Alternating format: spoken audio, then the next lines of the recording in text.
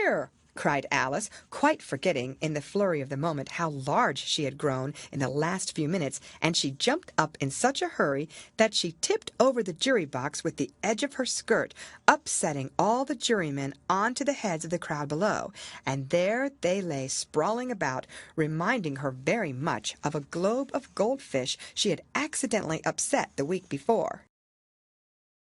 "Oh, I beg your pardon!" she exclaimed in a tone of great dismay, and began picking them up again as quickly as she could, for the accident of the goldfish kept running in her head, and she had a vague sort of idea that they must be collected at once and put back into the jury box, or they would die.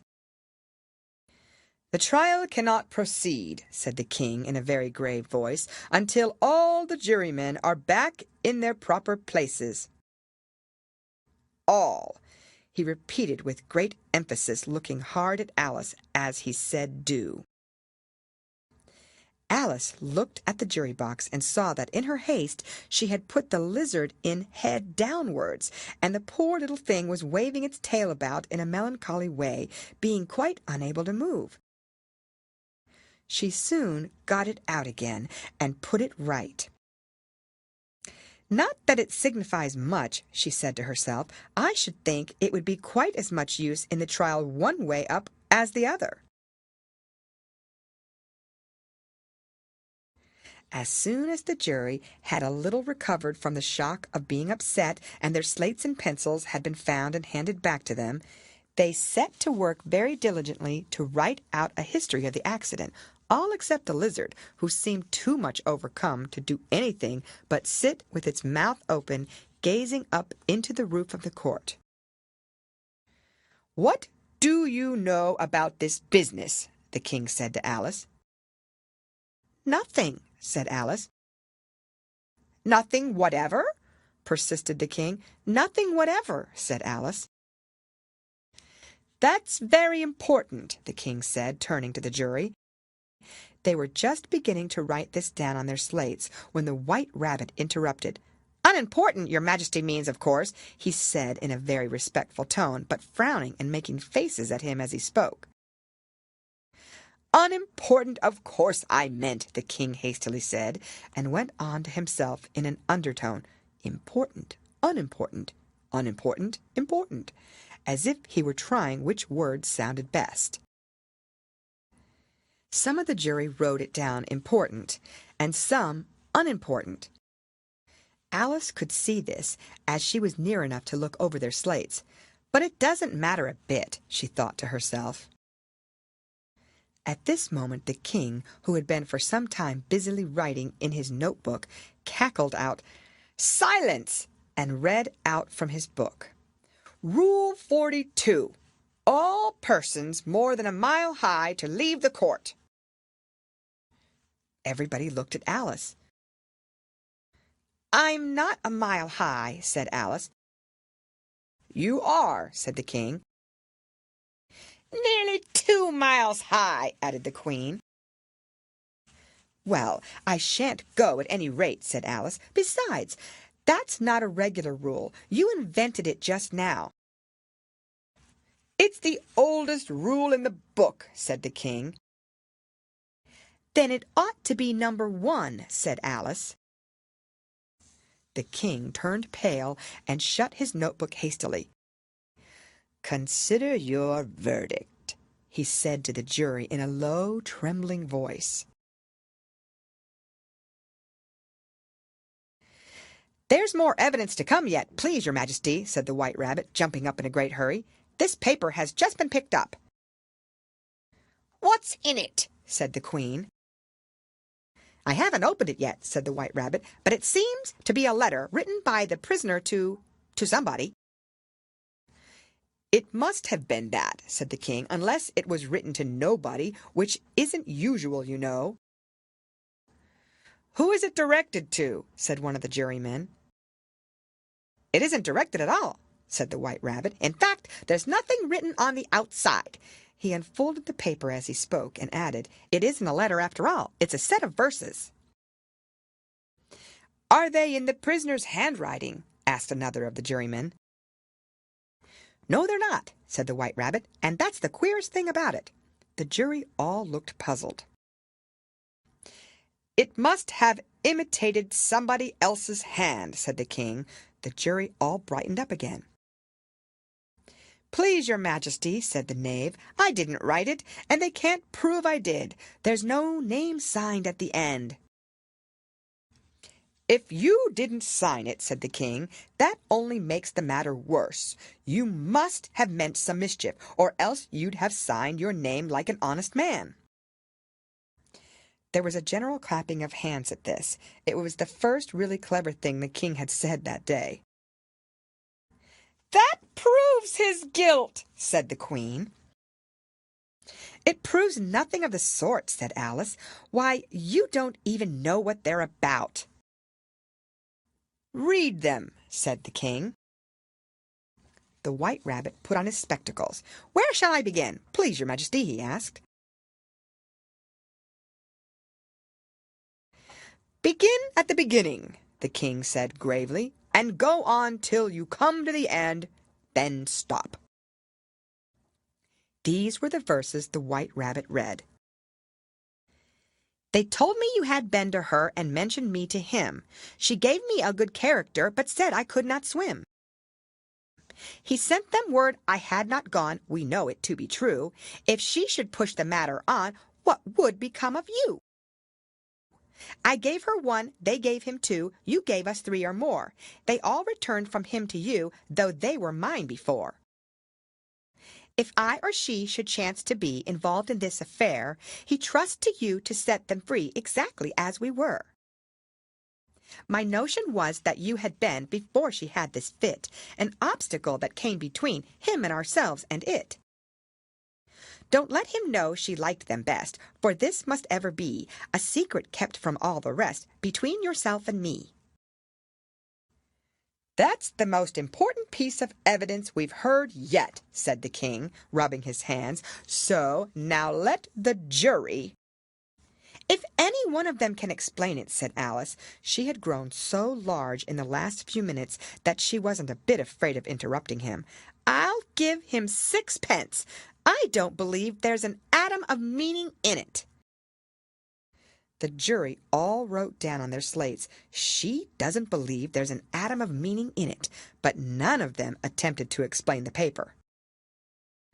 "If there's no meaning in it," said the king, "that saves a world of trouble, you know, as we needn't try to find any. And yet I don't know," he went on, spreading out the verses on his knee and looking at them with one eye. "I seem to see some meaning in them after all. Said I could not swim. You can't swim, can you?" he added, turning to the knave. The knave shook his head sadly. "Do I look like it?" he said, which he certainly did not, being made entirely of cardboard. "All right so far," said the king, and he went on muttering over the verses to himself. "We know it to be true. That's the jury, of course. I gave her one, they gave him two. Why, that must be what he did with the tarts, you know.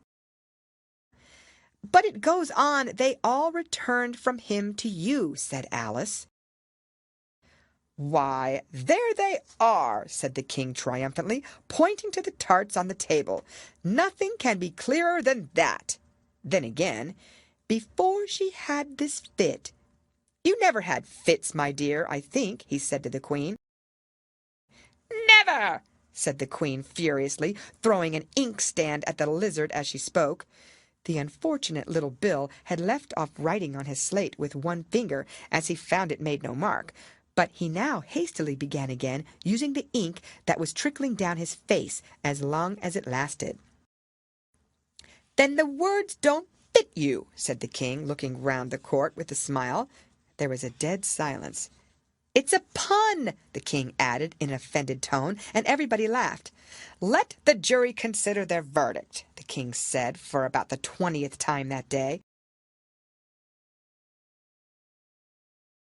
"No, no," said the queen. "Sentence first, verdict afterwards."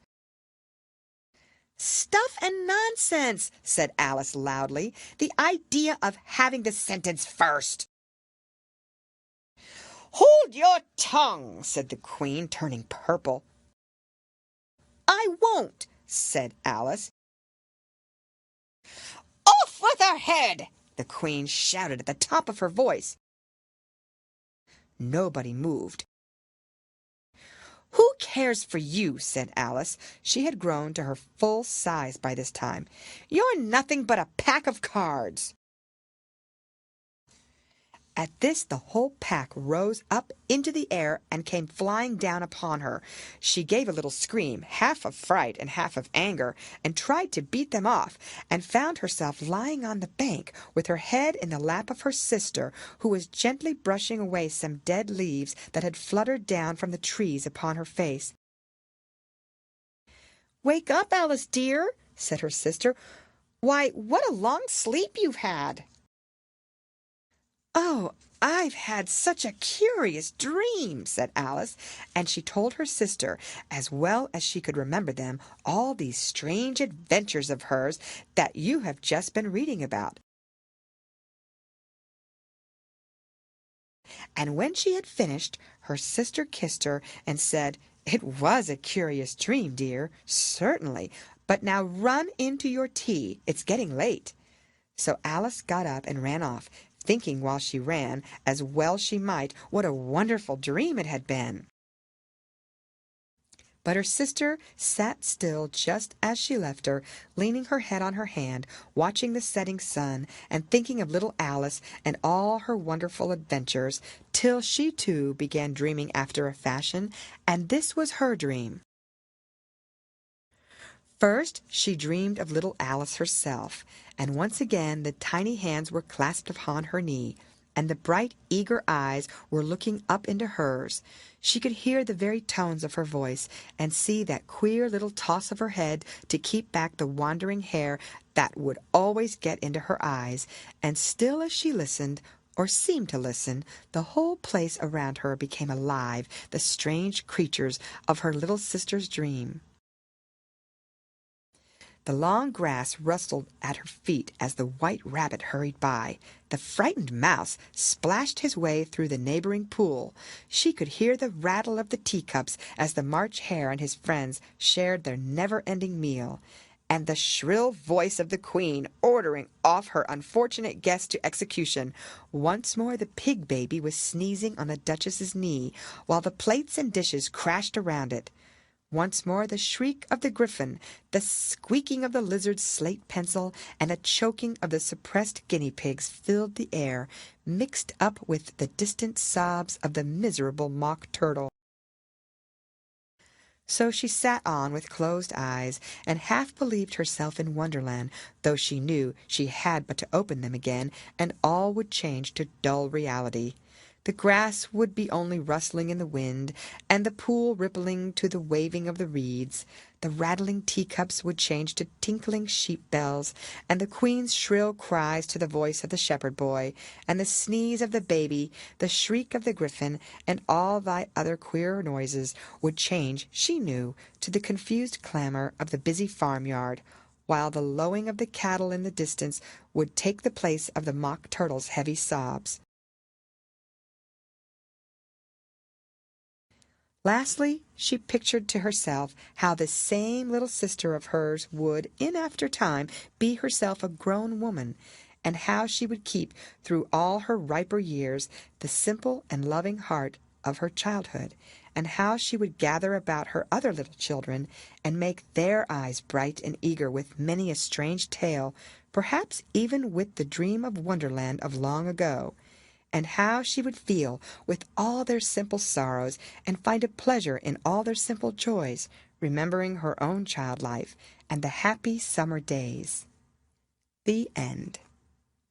Read by Lorraine Montgomery for Lit to Go on the web at fcit.usf.edu.